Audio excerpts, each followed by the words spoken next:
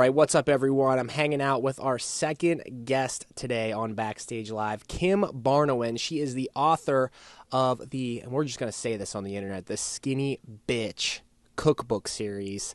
Now, Kim, my first question, she's going to talk to us today about vegan ingredients, and before we get to that, I want to talk about this book series. Now, when you came up with the name for it, were you at all concerned that it might not stick, or people might not get it, or people, might take it the wrong way? No, I just thought they're just going to have to get over it eventually, because when you're selling a diet, especially a vegan diet, you want to grab people's attention, stir up some controversy, make people talk. They're going to buy the book out of curiosity, and then you just hit them with such great, compelling information that they don't even remember that there's a bad word in the cover. Absolutely. And obviously it's been a success. This is now the fifth book, right?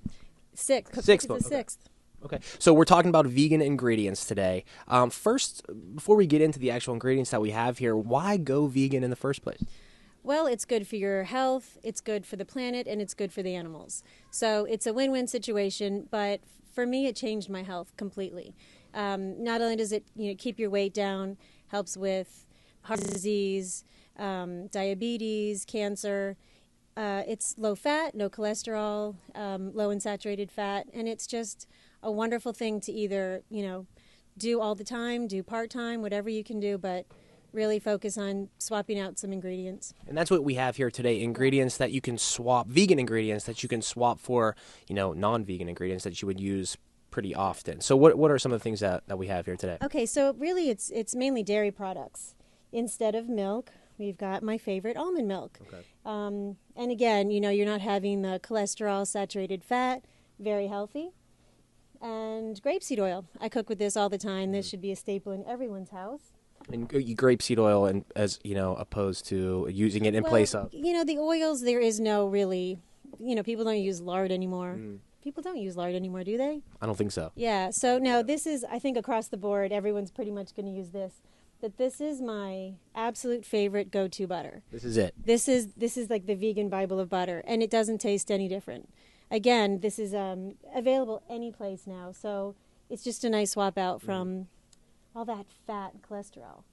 And our vegan Parmesan cheese. Wow. There's a swap out for everything. I need to ask you about vegan cheese, because I know some people hear vegan cheese and they're like, how is that even possible, vegan cheese? Can you just explain it? It is possible, and there's so many different brands nowadays that there's a ton of variety. They have shredded, they've got Parmesan cheese, cheddar, jack, you name it, they've got it nowadays. So there's a lot of tasty options, and thanks to Whole Foods or natural food markets, you can get anything now. And this, I'm going to be cooking with this today. It's the vegetarian brown gravy mix. Okay. And this is just a good thing. It's fat-free, all natural, and that's a nice way to sort of thicken and meat up the taste of soup, just to kind of give it a more hearty and rich flavor.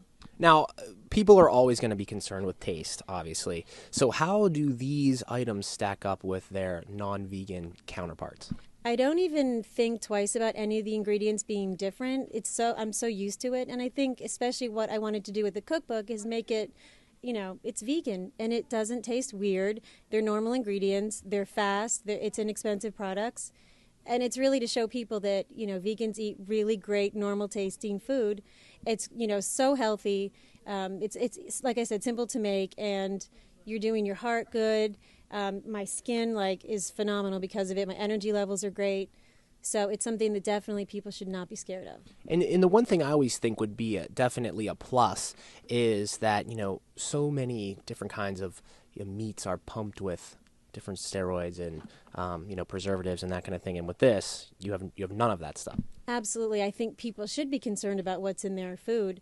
There have been studies that little girls, are not little kids, but in the prepubescent time, are developing a lot more quickly than girls because of all the hormones in the chicken and the meat, the steroids, and that's something that's very alarming. I know my own sister had some issues with that with her daughter as well. So for me, it's not even a question. I know what's going in the meat. I don't want any part of it. We put way too much stuff in our meat and dairy products. So these items that you have here, are you able to tell us the individual health benefits of, some of these different, products? Ultimately, with everything, it's a matter of, you're having less no cholesterol. You're having less saturated fat, and a lot of the times a lot less calories. So that's a benefit as well for what you're taking out of your diet. You're having a diet that's centered on meat and dairy.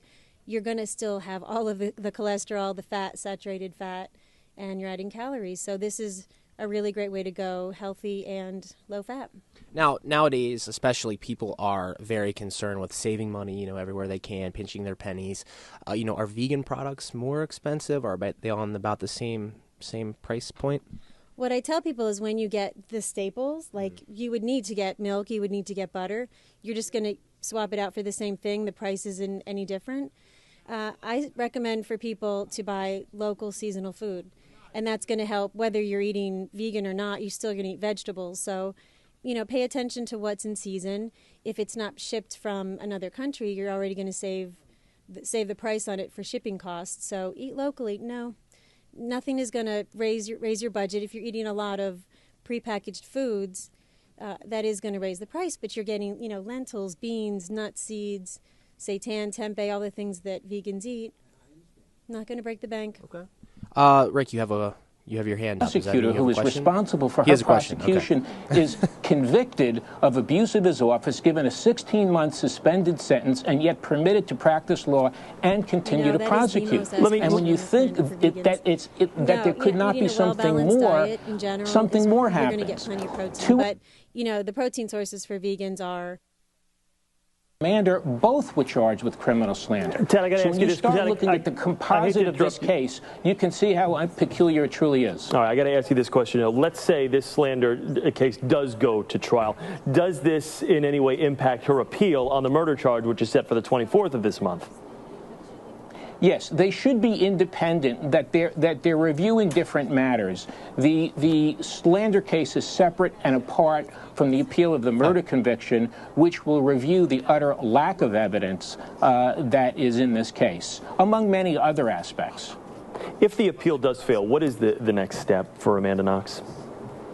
Well, fortunately, we're hoping this provides a great opportunity for the reversal, because in Italy there's a broader standard and scope of review on appeal, and that is the appellate court in Italy will not only be able to review the law, but will be able to review the facts. So we're very optimistic, cautiously optimistic, that a good result will occur. However, should it not, there remains another opportunity to appeal to the Supreme Court of Italy. Ted Simon, thank you so much for taking the time this morning. We appreciate it. You're welcome. All right. Now let's go over to Lonnie with another check of the weather for us this morning. Lonnie? All right, Chris, I'm going to get right to it. Show everybody a big picture of the United States. It's the satellite and radar look, and you can tell pretty much clear skies out there. Maybe a little bit of a snow shower around the eastern Ohio Valley, but really, the clear air that you're seeing is all thanks to big high pressure system right smack dab in the middle of the country. Now, if you cupcakes with I just don't eat lettuce or raw vegetables. That's the stuff that I eat. That's a vegan menu right there. That doesn't sound, honestly, to me, it doesn't sound like a vegan menu. That's why I'm here to show that vegan food is not weird. Now, kale, I was reading in the notes, kale has a lot of health benefits that a lot of people don't know about. So what are some of those benefits? Well, anytime you get leafy greens are the best for you. It's actually a natural detoxifier. So it just sort of helps, clean the body, high in fiber. And I always thought it was a garnish on a plate, and I never ate it until like 5 years ago. But if you just steam it really well, or you can saute it for a while with some oil, it's so good for you. So anytime you can add leafy greens, it's gonna, remember Popeye? It's not just spinach. Kale's good for you too. Yeah, Popeye had some. He had some guns. He had some guns, and he had a sweet girlfriend. I love, all of them. Kale chips. Oh, the kale chips oven. are so good. I know. So good. Great for a kid snack too. Yeah. So I have a question about vegan restaurants here in the city.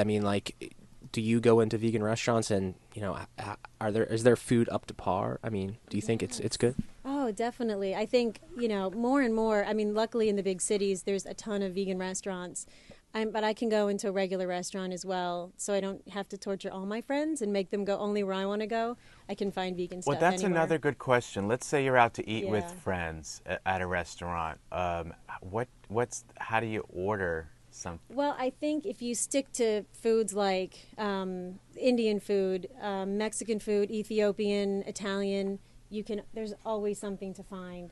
I'm not crazy where I'm going to grill the waiter like, is, the burner, have you cooked something on that my beans might go on? I do the best I can when I'm eating out. But, if you're not in a big city and you don't have vegan restaurants around the corner, then, like I said, stick to what you can. And a lot of the ethnic restaurants have great options. So when you're talking about the burner and grilling the waiter, so there are things that they could do in the kitchen that would make something non-vegan? Well, people worry about, when they're cooking French fries, what kind of oil is that? It's a matter of how hardcore you are, how hungry you are, and what kind of place you're eating. Because some places they're really careful about, having healthier products that they're cooking with, so you're not going to get, too much of the maybe lard. Yeah. Is that a southern thing, I feel like? I heard some people were still cooking with that in the South. It's southern and also ethnic. Yeah. Yeah. Do you buy that in a store? Like, is that something you would pick up at I mean, my mom used to cook with that. Not anymore. Crisco. You can still get Crisco right. in the supermarket. Although, the vegetable shortening is good for pie crusts. Okay. It is a necessity. Yeah. Now, what does somebody do on a holiday that's right around the corner, like Thanksgiving, and they're vegan? I mean, like, how do you celebrate? I mean, you can still celebrate Thanksgiving and have an awesome Thanksgiving meal, right? No Thanksgiving because I'm vegan. No, of course. Everything can be veganized in my book. And I still eat mashed potatoes, sweet potatoes, pumpkin pie, stuffing, cranberry sauce, the works. I just use tofurkey. Now talk to us about tofurkey. Tofurkey, it's like a soy-based. It kind of can resemble a football at times, and you can get it at Whole Foods. You throw it in the oven. There's actually stuffing and gravy with it, so it's so simple to make. But I'm obsessed with it. I make it Thanksgiving and Christmas and New Year's, and it's the best. Now, does it look like it doesn't? So you couldn't like trick your friends and say like, "Oh, there's my turkey for Thanksgiving," and it's really a tofurkey. If you carve it and just kind of come out with it, in slices on the platter, absolutely. But it looks like a football, so that's good for Thanksgiving because there's always football on Thanksgiving. It's the whole sports theme with the holidays. And does it make you fall asleep like normal turkey does? Oh my God, no! I'm running out there wanting to play football after I eat. Well, maybe I should do that this year because I take a nap on Thanksgiving. I mean, everybody does, but. Actually, not as vegans. Yeah, well, it's true. Vegans are probably out there picking up in the turkey bowl while everybody else is sleeping. Energy. No cholesterol and fat on this bod. So are you celebrating here? Are you celebrating in the what? Because I know you're from L.A. Are you celebrating back home? Okay. In L.A. And are you making the whole menu? You're doing the whole thing. Yeah. So what else can we expect on your Thanksgiving menu? It's going to be all staples. I'm going to make apple pie, pumpkin pie, pecan pie. There was a lot of pies. Can I just skip the potatoes and everything and just have pie? Only? I might just have pie this year and tofurkey. Well, that brings me to my favorite question of all time. I had this saved for later, but I'm going to bust it out right now. Talking about pies, this is for you too, Rick. If you could only eat cookies, cakes, or pies for the rest of your life, which one do you choose? Cupcakes. Cupcakes? Yeah. Well, that falls into cake, I feel. It does, exactly. Yeah, I've always been obsessed, and I'm completely obsessed, and I probably will be for a long time. Okay. There's a cupcake cookbook that I have, and literally when my son was 2, I could say, "Go get the book. You know which one," and he would go in the pantry, he'd get it, and we would go through it, and we would pick out what cupcake we were going to make that day. And they're all vegan, and he has egg allergies, so I'm like, I already know how to make vegan cupcakes. You're good. So I am 100% cookies, without question, just because there's so many different kinds. Never been a pie person. Rick, give me your answer. Cake. Yeah. See, cake is a rare. Yeah. People rarely say cake. I ask everybody this question, and cake is probably the least answered response. But I think people don't realize that cupcakes are a cake. Are included. Well, we have to let our lovely guest get back to work. Of course, absolutely. Be ready for the broadcast. Yes, Kim. Good luck out there. Thank you so much. Check out the latest book is called Skinny Bitch Ultimate Everyday Cookbook. We'll have to get a copy of it before it goes upstairs and absolutely. We'll show everybody here. With me if you need it. Yeah. So pick it up in your bookstore. And for full latest disclosure, of the Skinny Bitch line. Isn't it a Simon & Schuster book? No, it's Running Press. It's Running Press. Oh, okay. Never mind. Awesome. All right, we'll be back with more Backstage Live coming up soon.